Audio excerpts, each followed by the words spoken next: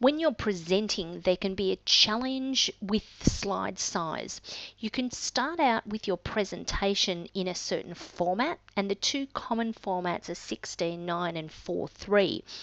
If you're planned for one and then you find you go to present and you're going to be presenting on a TV screen that has different definitions,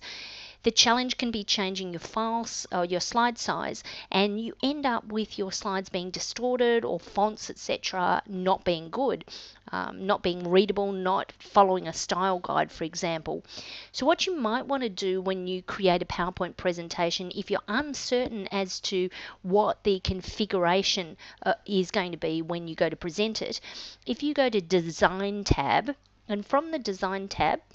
you can choose slide size. There's two options, a 4:3, and when I click on that, it alters the size of it to make it a little bit smaller, and you can see here on the left it's cut things out. So you can imagine the stress that you're going to experience if perhaps you have a presentation set up in one format and then you need to present it in another.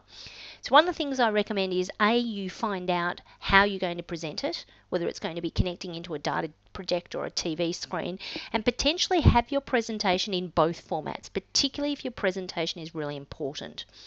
So that's how to change your slide size in a PowerPoint 2016 presentation.